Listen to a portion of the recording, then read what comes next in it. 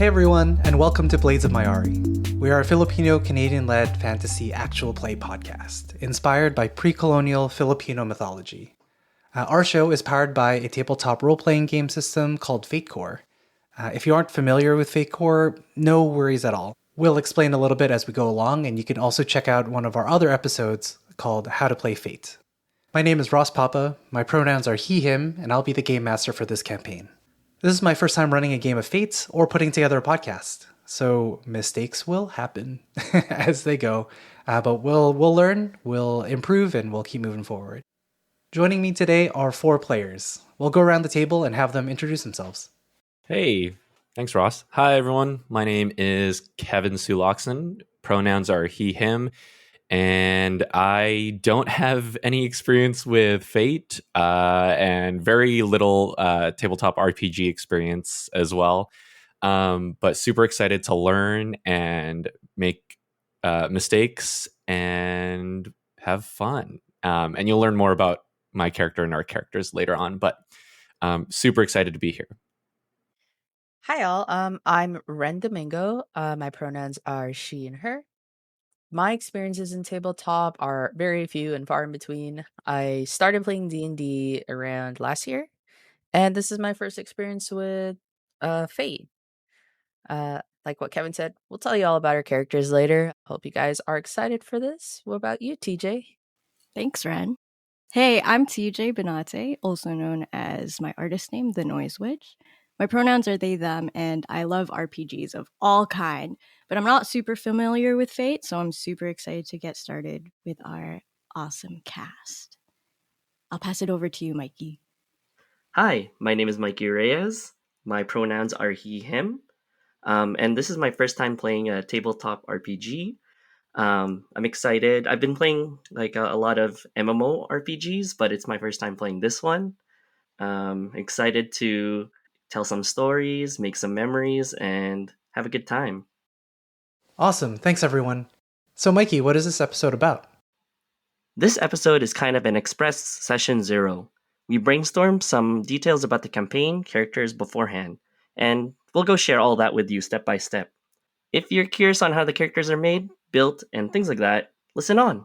Like Mikey said, this will mostly be discussing game mechanics, so if that's not your cup of tea, I'd recommend waiting for episode 1. When creating a campaign in Fate, we start with setting and scale. The setting we'll be using is from the D&D 5e compatible sourcebook called The Islands of Sina Una by Seer Sword and team. Even though Sina Una was made for Dungeons & Dragons, the book was so inspiring and has done such an amazing job at turning the rich and diverse tapestry of myths and legends from the various cultures and communities in the Philippines into a evocative game setting. It's the perfect foundation for us to build on. As for the scale, we'll be starting on one of the major islands in the setting called Timanduk, specifically in the bustling Lakanate of Kailahon. In case you're curious, a Lakanate is a kingdom comprised of smaller cities or communities, each with their own leader called a Datu. These Datu democratically select a paramount leader called a Lakan, hence the name. Next are the issues. What is going on in the world that our characters will have to face? The current most pressing issue is that an island has suddenly and violently appeared off of the coast of Kailahon and has been spewing out monsters and terrors that have been ravaging the city. The impending issue? An issue that isn't an immediate problem, but rather an omen or a sign of things to come, is that the moon is ever so slightly starting to fade. Not a great thing when the moon is a physical form of the goddess Mayari, the co-ruler of the world. The next thing to know about the game is the characters. Also, as a note, we're going off script, so the next word will be a little loosey-goosey. So hold on to your butts. Fate is a narrative-driven game, so the characters are comprised of narrative-focused statements. It's words over numbers. If you're familiar with like Dungeons and Dragons or Pathfinder, it's very number-centric, but number-oriented. Fate is more statement-based, with a sprinkling of maths. So yeah, like I said, if you're familiar with Dungeons and Dragons, I've played for almost 2 decades now. You may start off with picking a class or rolling your stats and then kind of building from there. With Fate, the first thing we do is we start off with a high concept. This is one of 5 aspects that define your character. Each aspect is a true statement. Aspects can be invoked using something called a fate point to give the character a numerical bonus when rolling is involved, or they can define a story point to say, this exists because it's related to my aspect, which is very awesome and very scary and super dramatic, and that's one of the things that I love about Fate. Aspects can also be compelled, which is great. Compelling an aspect adds a complication or a challenge that is related to like who a character is. For example, a good aspect could be like they are a once famous, now drunk private detective. So good. I like that one. You can invoke that aspect to be like, I was once famous, so I can get into this club, and it can be compelled against you because you were famous, but not anymore. A good aspect is double-edged, double-sided. It has a little bit of good and a little bit of bad. So coming back to a high concept, it's a phrase that sums up your character and who they're about, what they do, and who they are. It's kind of like a job or your role in life or your calling, all wrapped into a single statement. So Kev, let's start with your character's name, their high concept, and if you can describe kind of what they look like as well. Sure. I play Tanso Dog, more commonly known as Dog. He is and this is his high concept. He's a Balatkayo former sea raider with a heart of gold. And Balatkayo are mortals that resemble the goddess Hiraya. They have tusked mouths and an imposing figure. And Dog specifically has dark skin, kind of that end of summer sort of tan. And he wears a long Anahao cloak, which is just made out of woven dried leaves that falls over his entire body, kind of down to his knees. And on his head sits a wide-brimmed salakot, which is made of also dried leaves. So he just looks super cool, very concealed. And so that salakot covers most of his face and tusks. His right tusk points towards the beginning of a scar stretching from his right eyebrow across the bridge of his nose and finishing down his left cheek. And his left tusk is sawed off at the end, which lines up perfectly with that scar. So he's really battle worn, and his Anahao cloak conceals what appears to be a long stretch of ship rope that's wrapped around his waist and chest and leads up to his shoulder and wraps around his arm there. And on one end of the ship rope is a well-worn Kalawit spear that rests against his lower back, and the other end is tied to an ornate golden chain of Bakunawa that hangs from his neck, and it's the only luxurious thing that Dog seems to carry. Otherwise, he looks like a kind of older dude that likes to fish. with hidden bling, essentially. Yeah. Hidden bling, and kind of I think it's like, yeah, the whole more than meets the eye thing is really cool. Just kind of got a bunch of dried leaves over him, but underneath he's like deadly. Yeah. With a literal heart of gold. Yeah. Wow. I didn't even make that parallel. Yeah. So it's like part of his high concept, but he's got this golden chain. That's wow. I love that. Yeah. That's awesome. Well, that's just hitting. That's awesome. Yeah. Cool. Let's move on to Ren. Would you like to talk about your character? Sure. My character is Aether of the Blue Maw, but he's most commonly known as Aether. He is a slender, muscular young man with feminine features and a strict expression. He is accompanied by his happy-go-lucky white python spirit named Robinson. For him, he has elvish ears, light brown skin, and he's peppered with what seems to be like snakeskin tattoos all around his shoulders, his chest, and even just down to his ribs. What's most notably, though, he has a snake tattoo that's on his back. It's representative of Robinson. He has these markings that are left behind by the spirits. They're something that they've placed on him, along with a mark on his right hand that's left behind by the Blue Maw, his spirit father, I guess. That would be the best way to define him. He has long black hair that's tied into a high ponytail, and he carries his kampilan with him wherever he goes. He's adorned by vibrant clothes of red, yellows, and blacks, and also a gift from the spirits when he sets out on his adventure. Aether's high concept is he is a warrior raised by the spirits, so that falls within the Blue Maw, raising Aether along with the other spirits in that area. He is more so closer to the spirits than the mortals, so he spends most of his time communing with spirits.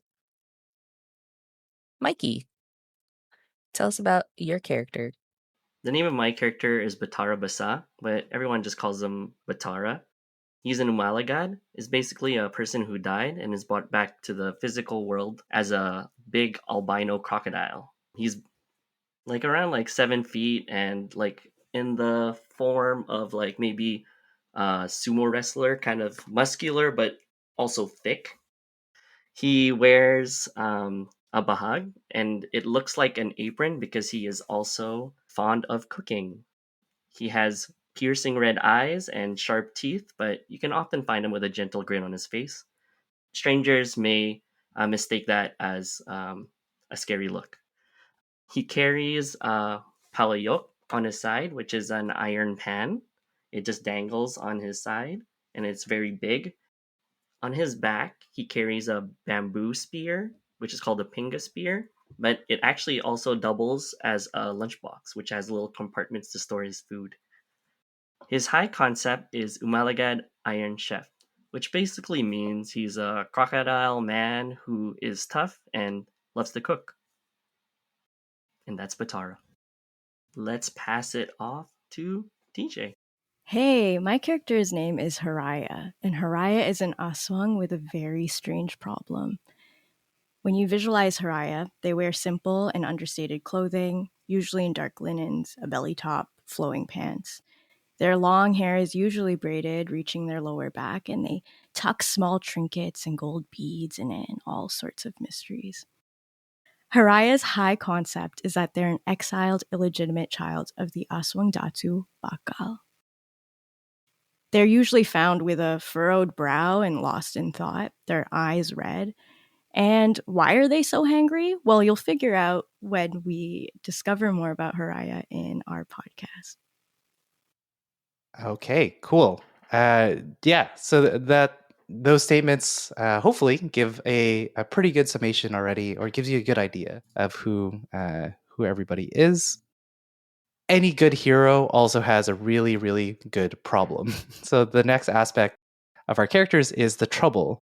Essentially, your trouble is an answer to a simple question. What complicates your character's existence?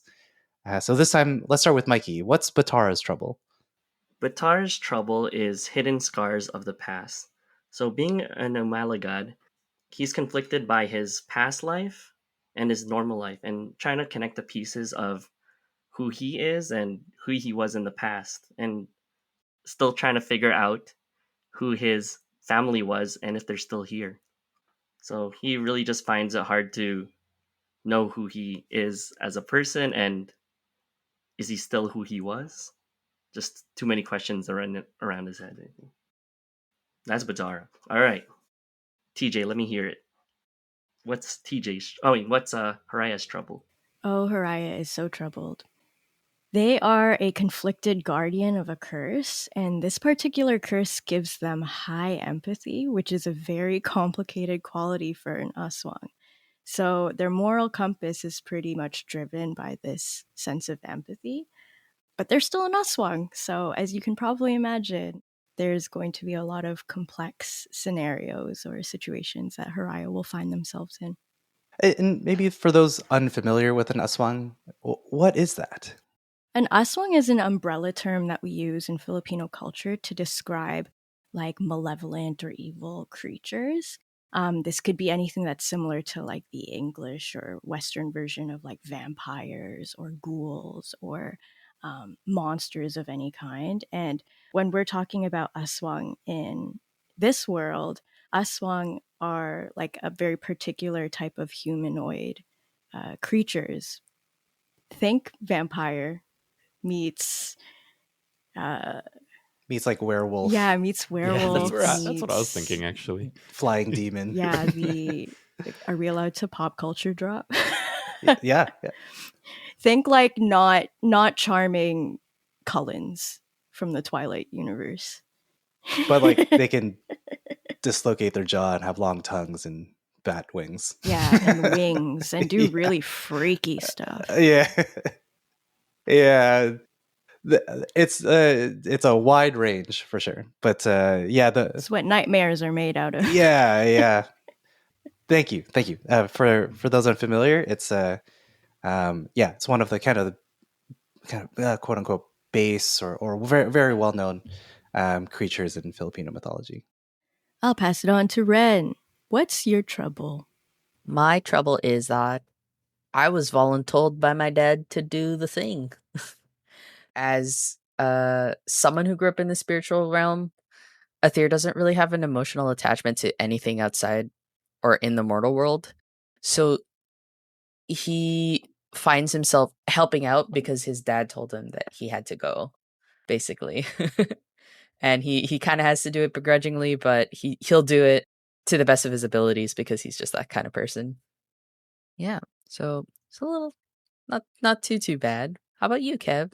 What's your trouble? Well, Dog's trouble is I never make mistakes, which is kind of a play on the statement I never make mistakes, which is the correct one. And it just speaks to Dog and his sort of undeserved or unwarranted sense of confidence and overconfidence in his own abilities. And don't get me wrong, he's very skilled and capable, but I think he just sometimes bites off more than he can chew. He also likes to impress, and you'll learn more about kind of his relationship with Batara specifically, as far as how that feeds into wanting to really make an impression and be cool a little bit and be impressive, which happens sometimes. But I think as a trouble, it's really fun to kind of have that compelled and for the character to think that he's going to do one thing and then it has the possibility to go completely wrong.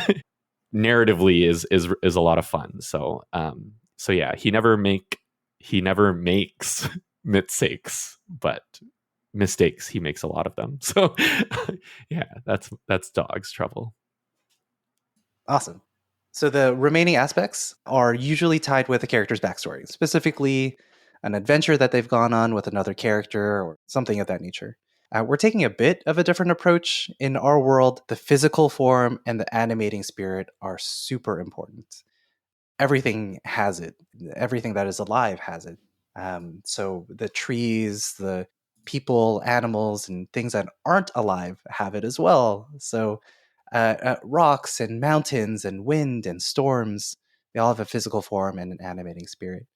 So the remaining aspects kind of reflect that. There's a body, quote unquote, body aspect and a quote unquote spirit aspect. The final one is a relationship aspect. So coming back to how it is usually done, one that is directly tied with another character. So let's kick it off with Ren. What is Aether's body, spirit, and relationship aspects? For Aether, what I thought about in terms of his relationship is that my moral compass is Hiraya. Because again, being raised by the spirits, he's not really familiar with mortal etiquette. So he has to turn to his friends for guidance. And he most specifically does it with Hiraya, just because he recognizes that she has a strong empathy for people. And he's kind of trying to emulate or learn from her in that aspect. For body, I have Vessel of the Spirit Serpent Robinson because most of my strength and my powers mostly taken from his connection to his spirit guard, which is the giant snake on his back. And for spirit, what I have is he resonates with the spiritual realm. It kind of falls back onto his relationship with Hiraya, where he doesn't really understand mortals, but he's super comfortable with spirits, so he can kind of commune with them and talk to them and be comfortable in that space, but not so much with mortals and kind of what they do and how they do their thing. But yeah, that's kind of what I have so far in terms of his relationships, body and spirit. About you, Mikey, how does Batara kind of deal with those three things? Yeah, well, his body, like I said, I try to emphasize is really big. My body aspect is size extra husky. So Yeah. I love it. That's great. yeah, Yeah. Body so it's yaddy. a play on the comedian Rex Navarrete's joke, but you can compel it in different ways for just using his size against his enemies, or using his size to just accidentally wreck the place. So that's basically him in his body aspect. Batara's relationship aspect is idle. He just really loves Dog. He wants to be like him. He's heard so many stories. He's such an amazing pirate man that just has so many adventures and is brave and so skillful at fighting. And Batara wants to be him and become him. Stop. So he'll do anything to learn. Yeah, You're making me blush.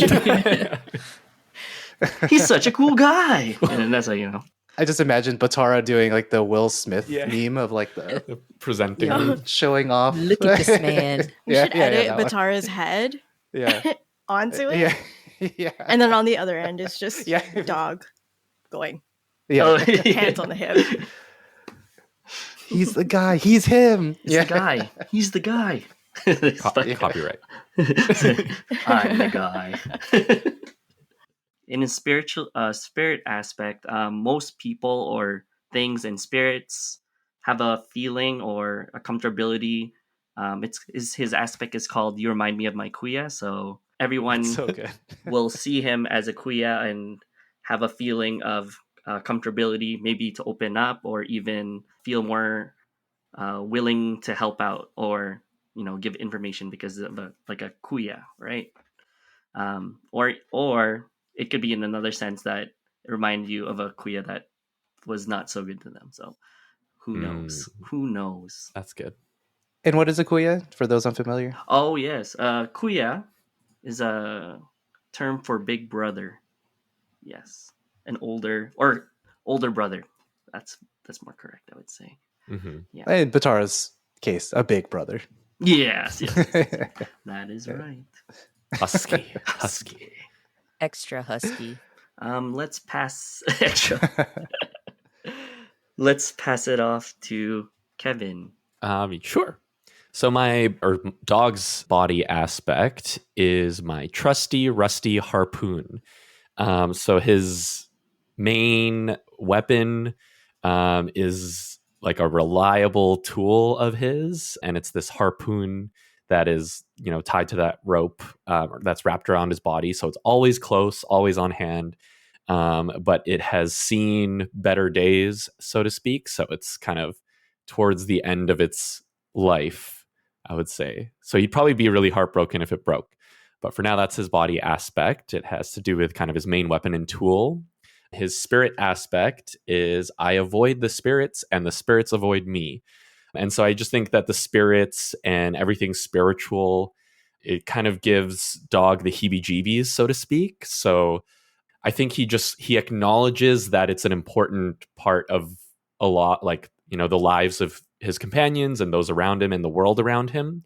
I don't think he can really deny that there are spirits that exist. He's not really, willfully ignorant to the spirits, but he just kind of like, nah, man, like, ooh, that sort of feeling, shiver.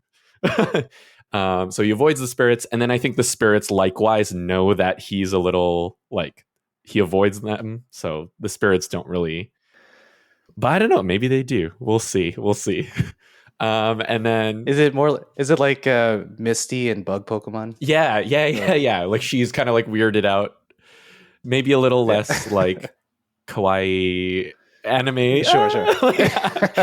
But he definitely is just, freaks him out a little bit. So best to just avoid the spirits altogether. You're gonna have so much fun with Robinson. Yeah, exactly. So I think that's part of why Dog maybe isn't, the best of friends with Aether at the beginning or whatnot. So that's just a relationship thing that they'll have to overcome. And speaking of relationship, Dog's relationship aspect is Batara, take notes. So we'll come to learn that Dog and Batara have a bit of a relationship that's established.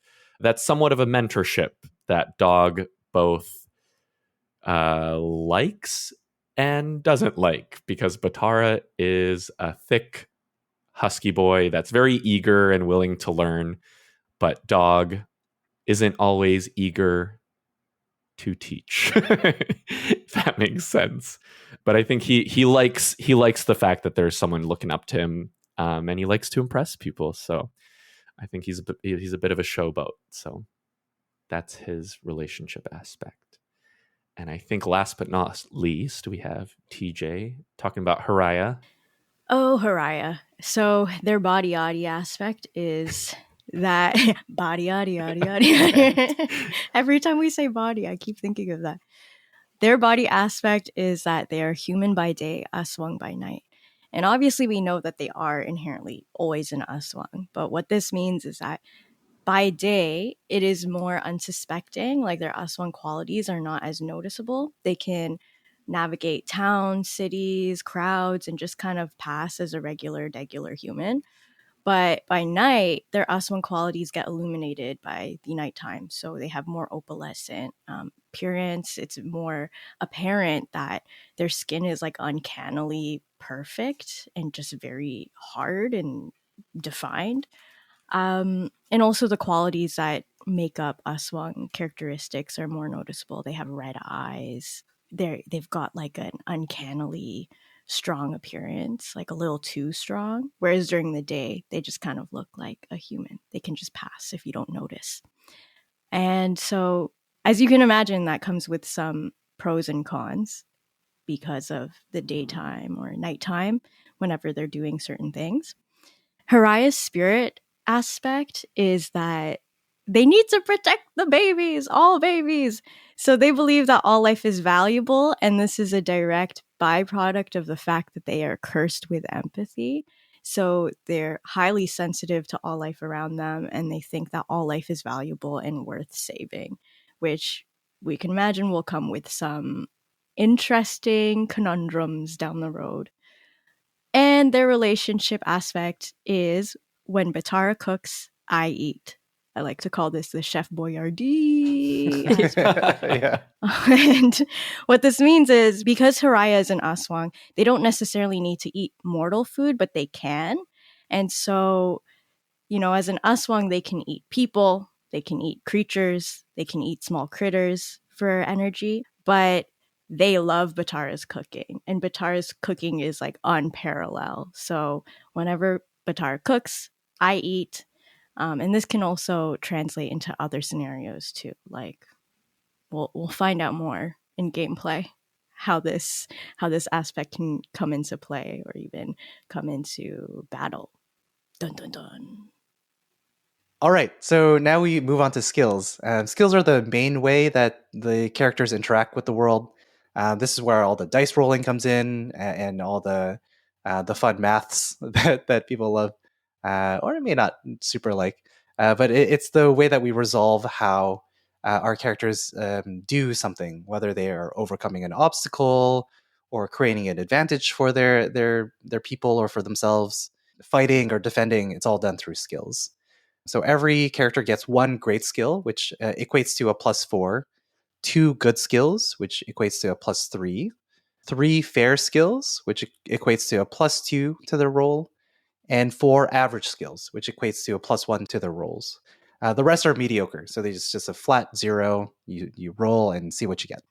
TJ, what skills did you choose for Hiraya? So Hiraya's greatest skill is deceive. That's all I'm going to say about that. I'll say more. They're really good at lying. This might go hand in hand with the fact that, they're not human or they can see other people as very different from them in their Aswang nature. There's a lot of layers there why they're great at deception, but that's their greatest skill. Hiraya's good skills are burglary and stealth. Her fair skills are athletics, empathy, and notice. And a little side note here is because they are cursed with high empathy, they might have heightened empathy in certain scenarios. I think that's fair for me to tease out, right?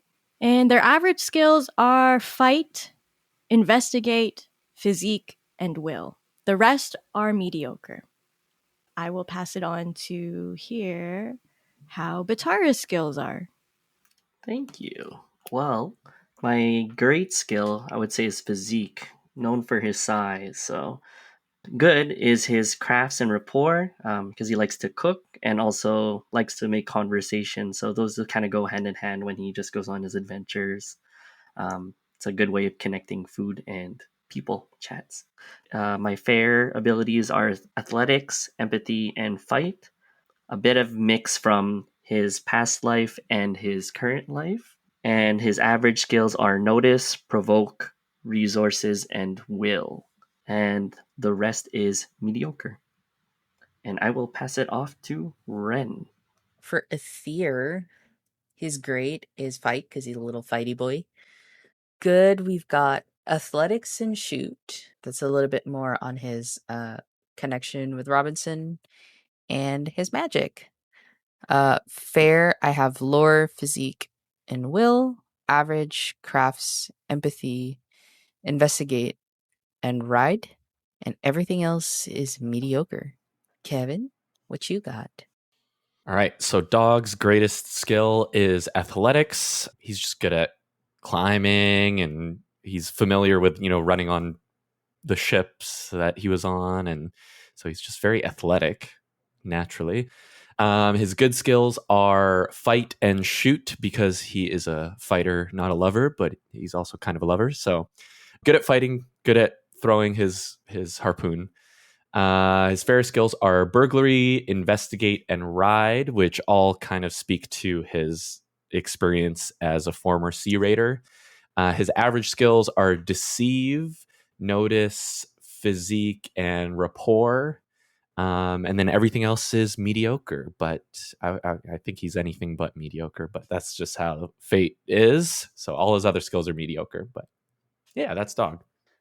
The last main thing that the players have to decide on is stunts. Stunts are a special trait that your character has that changes kind of a way or the way that a skill works for you. I like to think of them as superpowers or abilities unique to the character.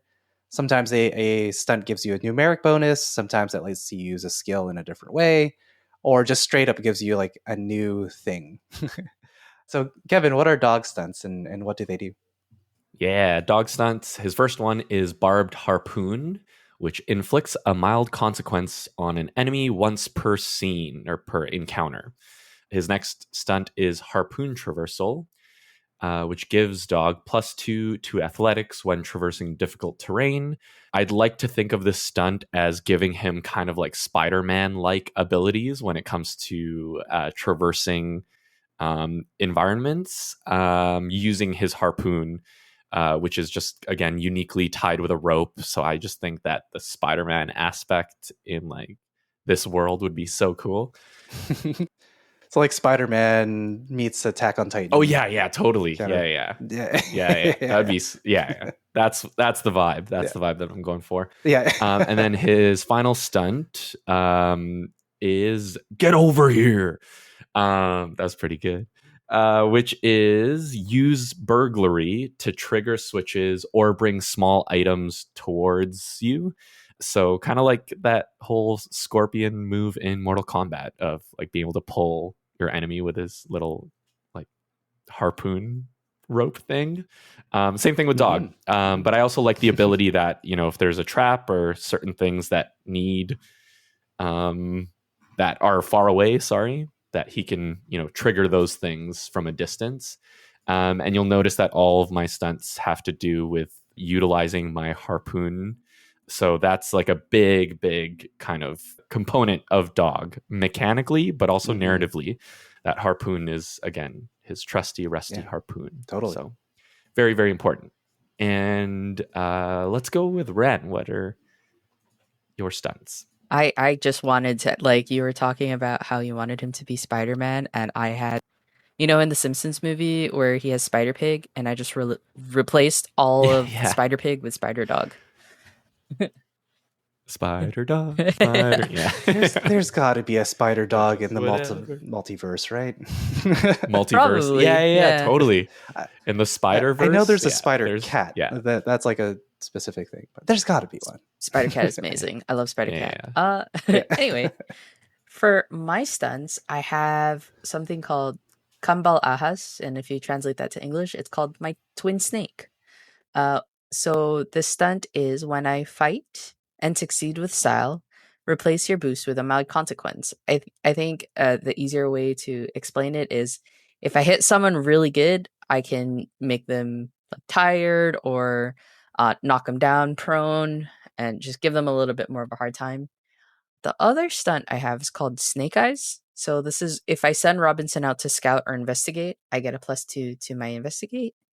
And the last one would be Snake Skin. When in combat, I can get a +3 to my physique for the rest of the scene, and I must either take a mild consequence or spend a fate point. These two things are something we're going to be talking about later. So for now, I'm going to pass it on to TJ. All right. So Hiraya's stunts are the first one is Aswang Flight. So Hiraya is a type of Aswang that does have two sets of wings that can contract at will. And this aspect lets me call upon those. I do need to pay one fate point per round to do so. So it does come at a cost for anyone interested in the mechanics of that. But being able to fly helps me use athletics to overcome obstacles and like have advantages that, of course, come with being a flying creature. My second aspect is Hoi, dodge. In combat, when defending with athletics, I get a +2. And this also, again, comes as an advantage because as an Uswang, we're not quite human. We look humanoid, but there's a little extra edge that we have being a creature. And my third aspect is in my feelings or in my feels, Drake. Hiraya can use empathy instead of notice when in a new environment, and that shows up like by sensing other people's emotions, sensing just the vibe around them. So it's going to be really cool to see how we might have that as an advantage in certain settings. I'm going to pass it over to who wants to run with the mic and take it. Run with the mic. Mikey. Take the mic, Mikey. Mikey. That's me. That's my name. All right. So, yeah. So, like character Batara's stunts is one of them is called Crocodile Man. Again, self-explanatory, but just to clarify, likes to use his crocodile aspects when traversing through water. So he gets a +2 in athletics when we traverse through water. So it's very useful in a place filled with islands, right, surrounded by water. So I use that. My second stunt is called Kain Tayo. If I have time to make a meal, I can use craft instead of contacts. So he gets to use his cooking skills when needed. His last stunt is called Meat Shield. I can take 2 stress hits from a teammate once per scene. So if any of my teammates get attacked, I can take the 2 stress hits because I'm a little bit stronger on the physical stress level. I can handle the physical stress. Yeah, so speaking of stress, we've mentioned it a few times. Stress is kind of like hit points. You have a physical track as well as a mental track of stress, which is cool because that means that characters can be meaningfully challenged in like different ways. You don't have to just hit them until they fall down. You can make fun of them until they feel so bad that they want to run away, or that you like mentally break them down so that they decide not to fight anymore, and vice versa. Is really neat because then it gives all of us different options on how to attempt a situation.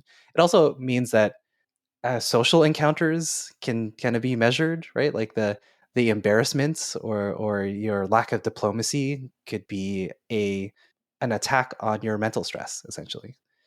So pretty neat.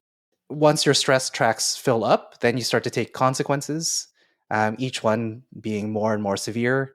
Once you get to your fourth consequence, that's when things get really bad. Usually that's when characters die, or before that point, a player can say, I'm out, I tap out, I concede. And there are some advantages to doing that. And it's meant to kind of replicate the ebbs and flows, the ups and downs of a hero's journey. Like a hero isn't always winning.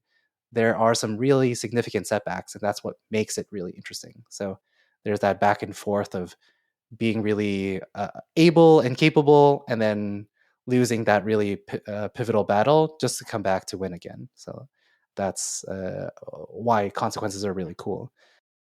Let's just do a quick rundown of every character's stress tracks. So, Mikey, what do Batara's stress tracks look like? How much physical, how much mental does he have? So for his physical, he has 5, and his mental is 4.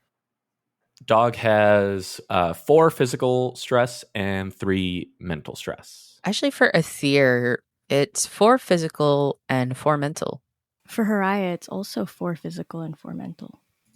Yeah, the last little thing that we wanted to chat about or to talk through is how magic kind of shows up in the game.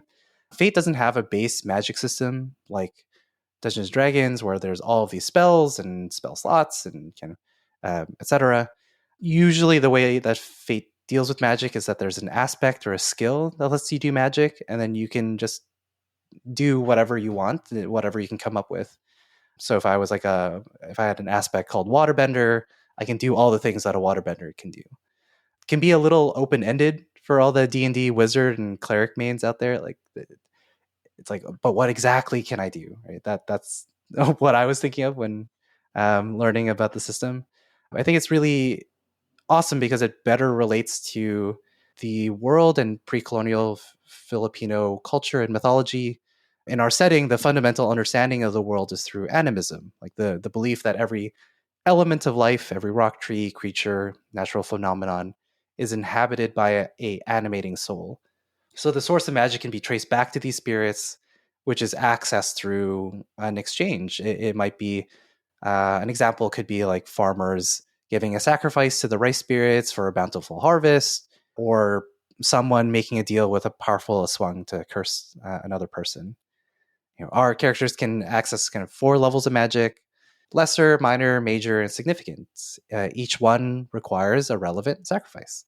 And if that sacrifice or exchange isn't conducted immediately, they pick up a temporary aspect called a consequence. So something that we mentioned before. They can be used to trip up our heroes, and they will be.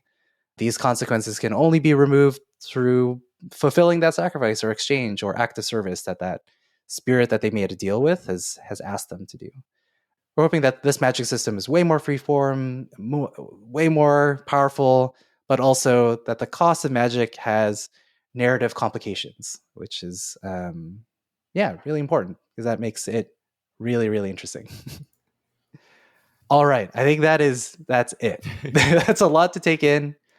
Thank you for listening. I'm really proud of you for getting through all of that. I'm really proud of us for talking through all of that. Yeah, that's it for kind of the introduction of this season or this show. We're so excited to see our characters in action, and we hope that you'll join us for episode 1. Cool. I think that's it. Thank you again. Yay. Thanks. Take care. Salamat. Yeah.